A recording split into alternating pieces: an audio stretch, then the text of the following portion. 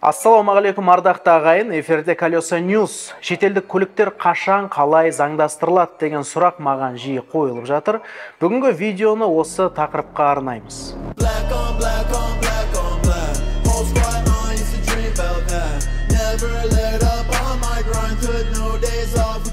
Бірден айтайын, бұл тек қана заң жобасы. Жұмыс тобы проектіні әзірлеген, Сенат мақұлдады, енді президенттің қол қоюын күтеміз. Шетелдік тіркеудегі машиналар 2023 жылы 1 қаңтар мен 1 шілде аралығында жеңілдікпен тіркеледі деген ақпарат тарады. Шетелдік тіркеу дегенде бұның Корея, Америка, Уругвай, Ботсвана, Мозамбиктен келген автомобильдерге қатысы жоқ. Соны түсініп алыңыздар. Заң жобасы 2022 жылдың 1 қыркүйегіне дейін ЕАЭС мемлекеттерінен кіргізілген көліктерге қатысты. Ішкі істер министрлігінің әкімшілік полиция комитеті тиісті қаулы жобасын дайындады.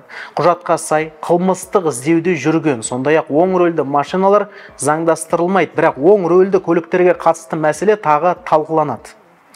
Елімізге 1 қыркүйекке дейін келген машиналарды жеңілдікпен тіркеу үшін электронды үкімет порталында өтініш беруге болады. Мына құжаттарды ұсыну керек: жеке куәлік, өтініш, көлік құралының паспорты, көлік құралына меншік құқығын растайтын құжат, мысалы сатып алу, сату келісім шарты. Арнаулы халыққа қызмет көрсету орталығы немесе портал арқылы құжат қабылданғаннан кейін машина тексеріске жіберіледі. Тексеріс нәтижесі автокөліктің фотосуретімен бірге базаға енеді. Заңдастыру туралы өтініш 2 жұмыс күні ішінде қаралады. Содан кейін оң немесе теріс шешім шығады. Қандай жағдайда заңдастыруға рұқсат берілмейді? Құжаттар толық болмаса, ұсынған құжатта түзетулер болса, және ең маңыздысы, көлік құралы бұрын тіркелген елде заңды тәртіппен есептен шықпаса. Полицейлер көлік әкелінген күнді шекара қызметі мен сақтандыру компаниясының дерек базасынан анықтайды. Грузия кедендік одақ мүшесі емес. Машина кедендік тазартудан өтуі керек.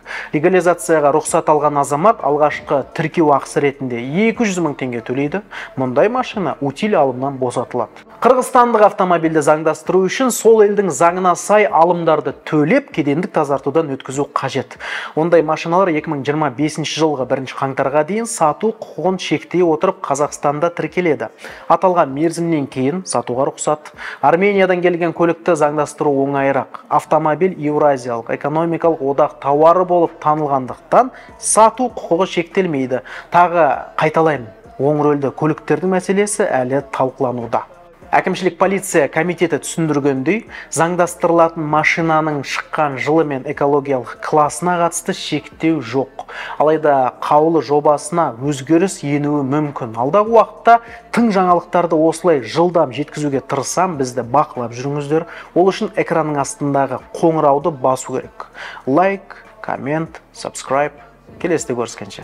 That's all my life, can't touch the tribe, we never die, we multiply.